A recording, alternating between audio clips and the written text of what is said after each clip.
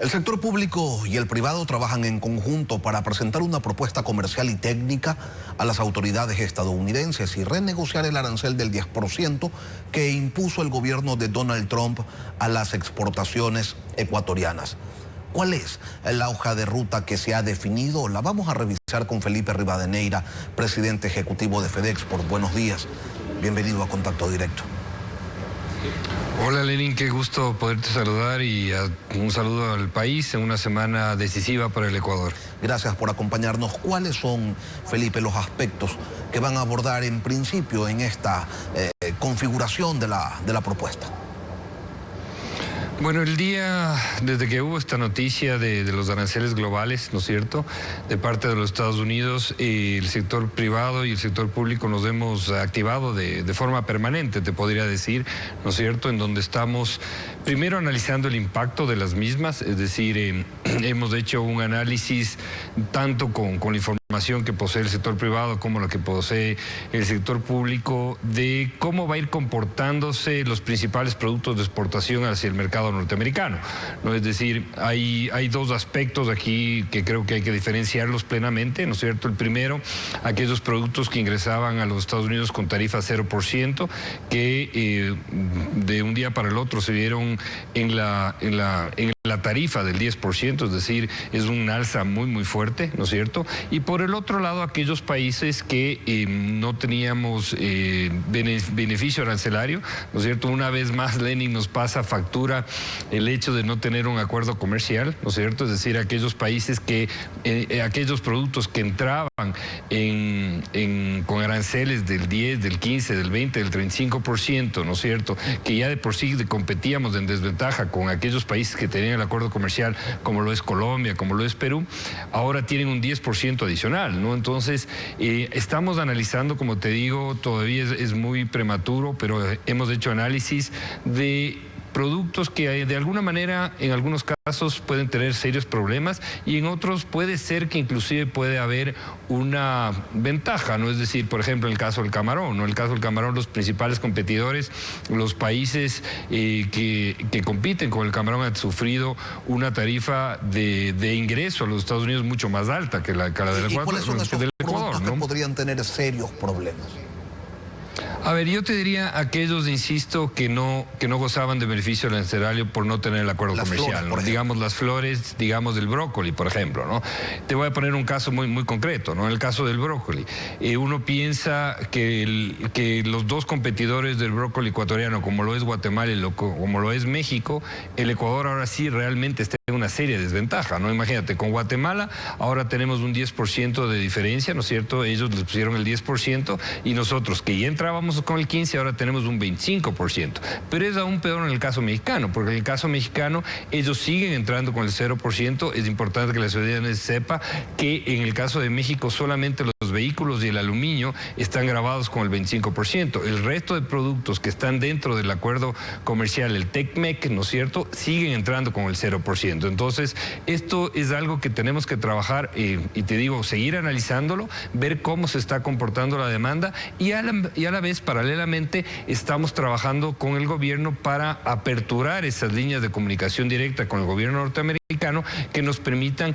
desmontar esta medida, ¿no es cierto? Hay un informe del USTR que lo saca todos los años del Departamento de Comercio de los Estados Unidos, en donde está claramente las trabas comerciales que existen entre el comercio entre Estados Unidos y el Ecuador, y ese debe ser el punto de partida. Una vez que logremos y que las autoridades consigan el acercamiento y tener las reuniones necesarias con el gobierno norteamericano, hay que ir a empezar a ver punto por punto eso, cómo podemos destrabarlo para lograr desmontar este 10% que se ha impuesto al Ecuador, y no solo al Ecuador, sino a todos los países de Latinoamérica y al mundo en general, ¿no? Y en ese informe del USTR, Estados Unidos identifica como una barrera comercial el que Ecuador imponga un arancel mixto sobre alrededor de 360 productos estadounidenses que incluyen textiles y zapatos.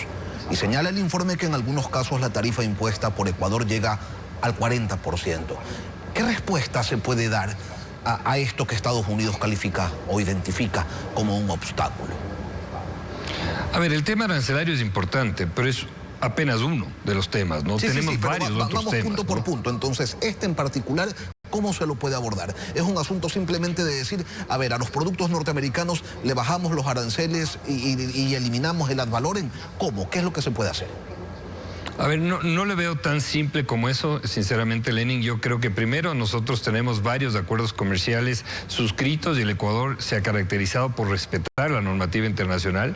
Entonces hay que ser muy claros. Si tú bajas un arancel determinado a un país y no lo haces al resto de países, los países con los cuales tienes suscritos acuerdos comerciales con tarifas de desgravación en 5, 10, 15 años te van a exigir lo mismo, ¿no? Entonces el impacto tiene que analizarse de forma global, no solamente con el mercado norteamericano.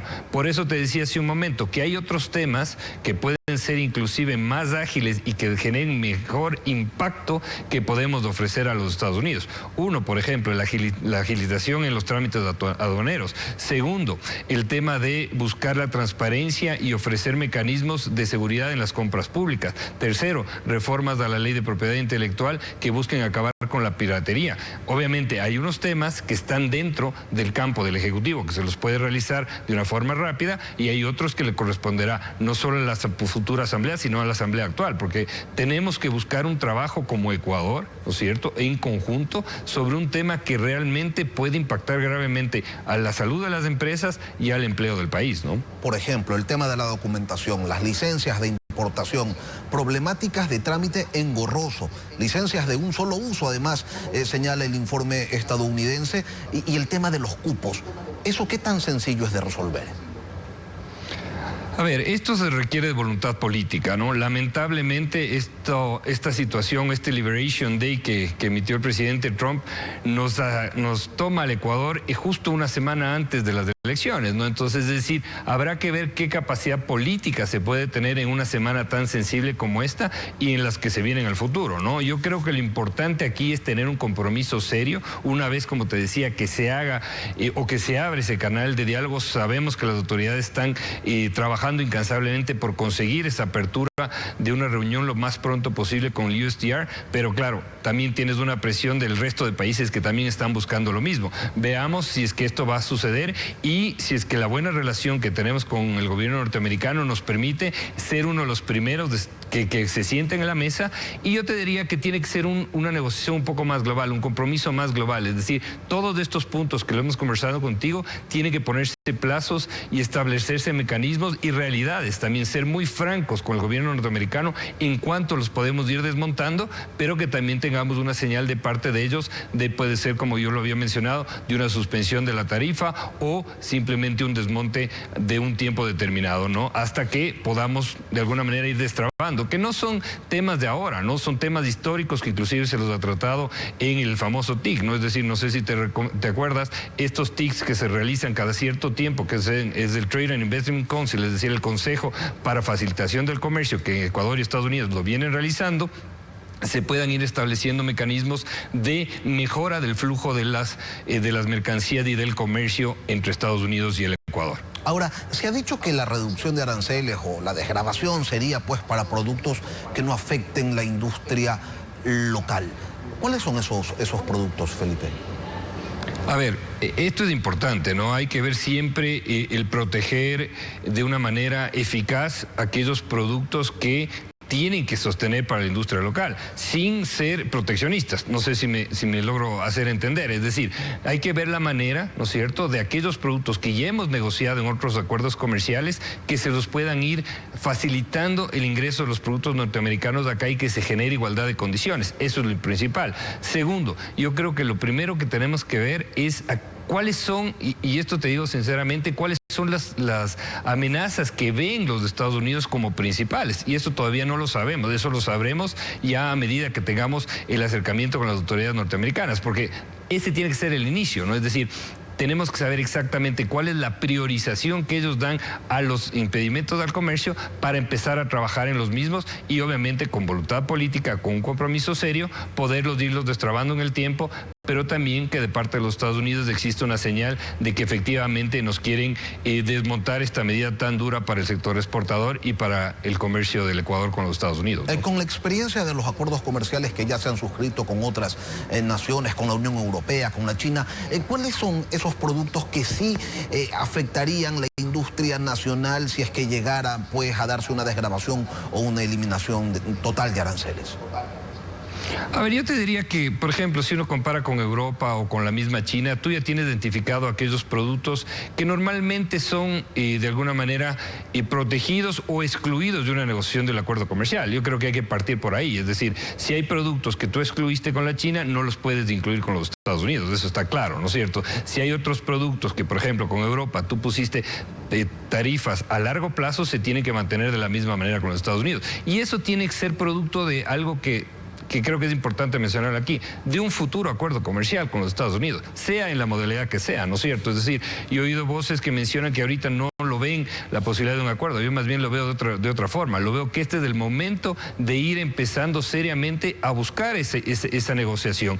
Porque hay otros temas que, como te decía hace un momento, propiedad intelectual, compras públicas, los cupos de las licencias de importación, que no requieren de un acuerdo comercial. Es decir, que eso se lo puede hacer dentro de la relación amistosa que puede existir para facilitar el comercio. Pero otros temas sí debemos reservarlos para un acuerdo comercial. Y yo creo que ese tiene que ser la posición del país y ese tiene que ser la posición negociadora una vez que logremos sentarnos con el Departamento de Comercio de los Estados Unidos de Norteamérica. Yo no sé si el siguiente sea el punto que más les preocupa al sector exportador ecuatoriano, Felipe. Estados Unidos reclama por los subsidios.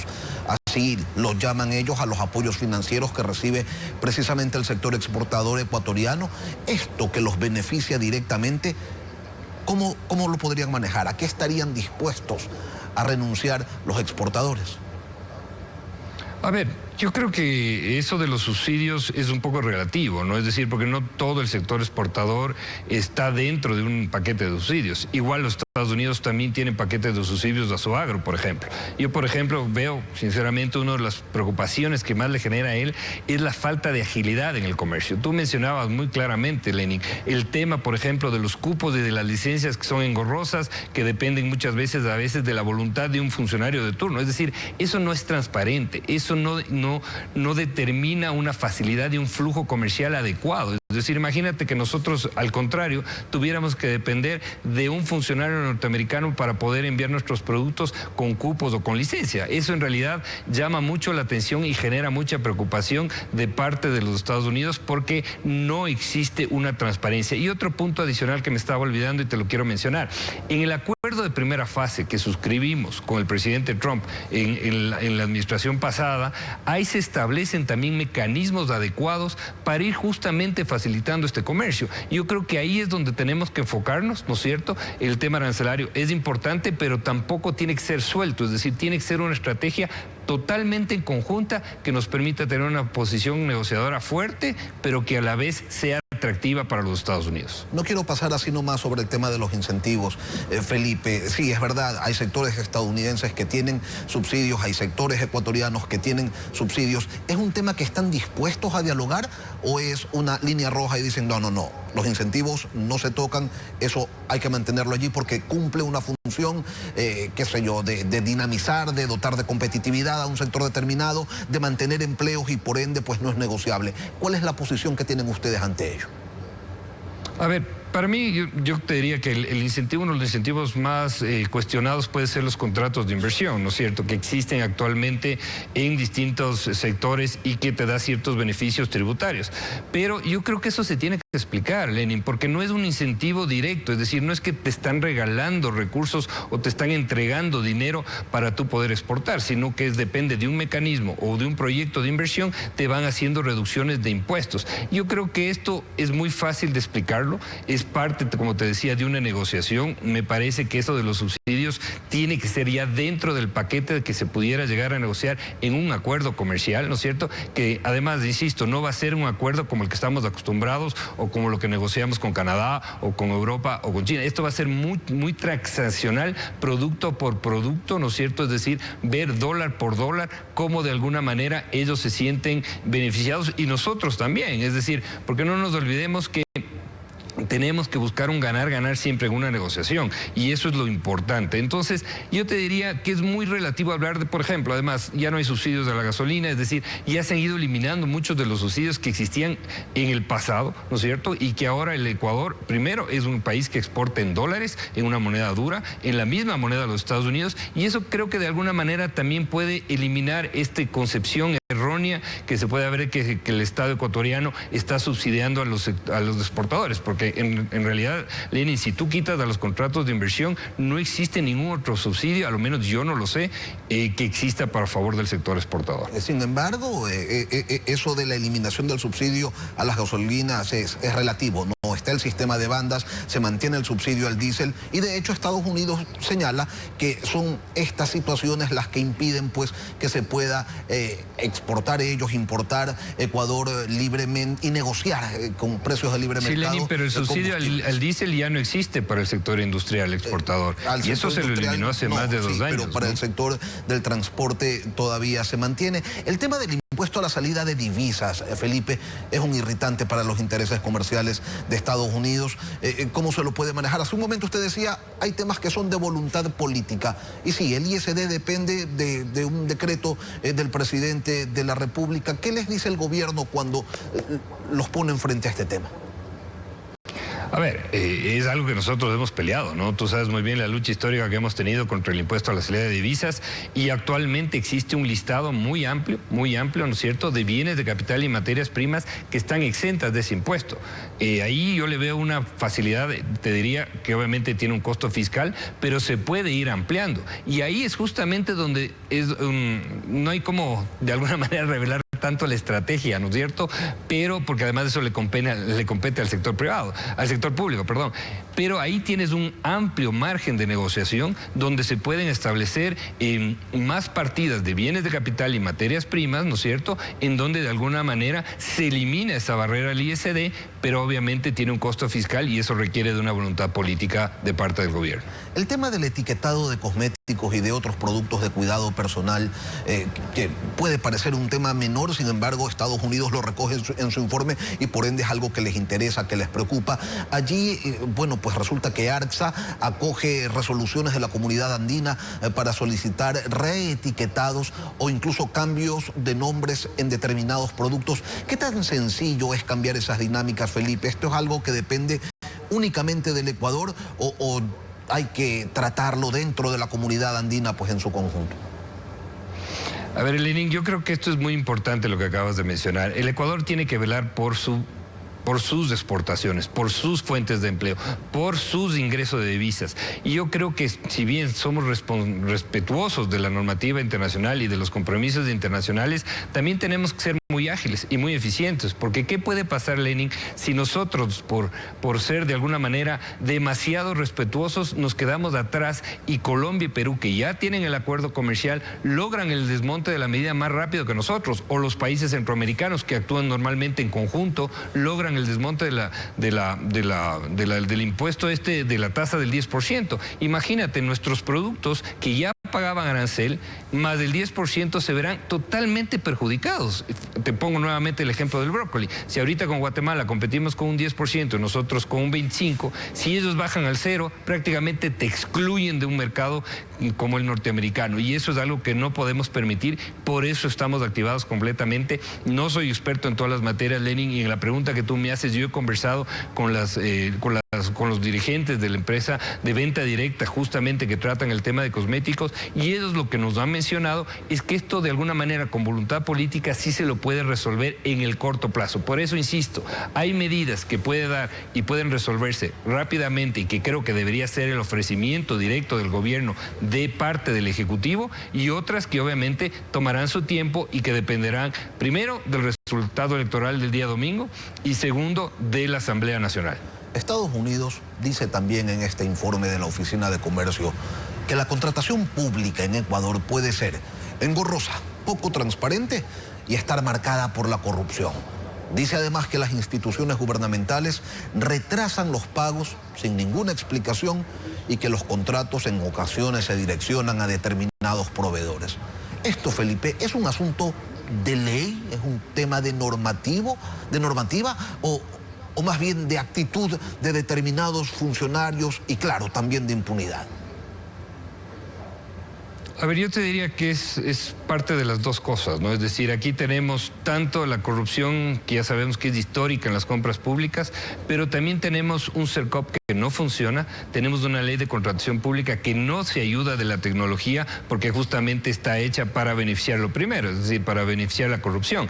Entonces aquí son temas que ya se le ha expuesto a Estados Unidos, inclusive necesitamos asesoría de alguna manera internacional y de los mismos Estados Unidos puede ser para ser más eficiente, porque esto es algo que el gobierno y que el sector privado siempre nos hemos quejado, ¿no? Es decir, esto tiene que ser eficiente, transparente, honesto y que de alguna manera sirva para los objetivos. No puede ser que sigamos en pleno siglo XXI con toda la inteligencia artificial que existe, con todas las facilidades tecnológicas, dependiendo de los amarres que pueden hacer ciertos funcionarios públicos y abusando y aprovechándose de una ley que es totalmente hecha para ese beneficio, ¿no? Es decir, esto creo yo que es un compromiso de este gobierno, así nos lo manifestó el presidente Noboa, de reformar y agilizar el CERCOP. Pero esto depende obviamente de la Asamblea, es lo que te decía, es un paquete que a la final requiere de voluntad política y de una transformación, no solo de la Asamblea que se va a instalar el 24 de mayo, sino también aquella Asamblea que está vigente actualmente y que aquí es donde quiero ver yo la actuación en realidad a favor de los ecuatorianos cuando, una vez que se sienten en la mesa de negociación con los Estados Unidos, se exijan estos cambios para tratar de acceder y desmontar esta tasa que deja en desventaja a nuestros productos con el principal socio comercial del Ecuador, como lo es de Estados Unidos de Norteamérica. El tema de la falsificación y de la piratería, que es algo que también está considerado un irritante, un obstáculo comercial por parte de Estados Unidos, es algo que va más allá de un cambio normativo, porque sí, es una actividad ilegal, pero de la que depende, en la que trabaja un montón de gente, Felipe, ustedes lo saben, ahí hay también un problema social, por ende, que no se puede obviar y la acción que se tome debe ser estructural. ¿Cuáles son las alternativas ante ello? Bueno, aquí tenemos una herencia del correísmo nefasta, que es de este Código de Ingenios, ¿no es cierto? Es decir, nosotros antes de este Código de Ingenios como Ecuador teníamos una de las leyes de propiedad intelectual más aplaudida en el mundo y en todos los organismos internacionales de propiedad intelectual. Vino el correísmo, que intentó hacer una fanesca, ¿no es cierto?, ahora que estamos en época de Semana Santa, de propiedad intelectual y creó este monstruo que se llama el Código de Ingenios, que a la final no ayuda a proteger la propiedad intelectual ni a proteger la piratería. Y sobre todo tenemos que saber algo muy claro, por más problema social, el Ecuador tiene que respetar la propiedad del otro. Lenin, esto no puede mezclarse con un tema social de desarrollo, porque a la final tú no puedes hacerte o apropiarte de la propiedad de alguien más. Esto se llama sentido común, se llama transparencia, se llama moralidad. Y el Ecuador tiene que saber que no puede mezclar esos dos conceptos. Y en eso sí hay que ser muy enfáticos y tener, además del sector privado siempre lo menciona, porque aquí es donde se abren las vías del contrabando, ¿no es cierto?, de la competencia desleal, y esto es algo que se tiene que luchar y el sector privado ha dado muestras de apoyo y el sector público tiene que responder de la misma manera que se exige la transparencia y el respeto irrestricto a la propiedad ajena, y eso es algo que tenemos que trabajar como país. Cuando dice el Estado debe responder, ¿a qué se refiere? ¿A más controles? ¿A más firmeza? Primero se tiene que reformar ese monstruo que es el Código de Ingenios, es decir, buscar la manera de que le den herramientas al sector público, ¿no es cierto?, para justamente eso, lo que tú bien has mencionado, respetar la propiedad ajena.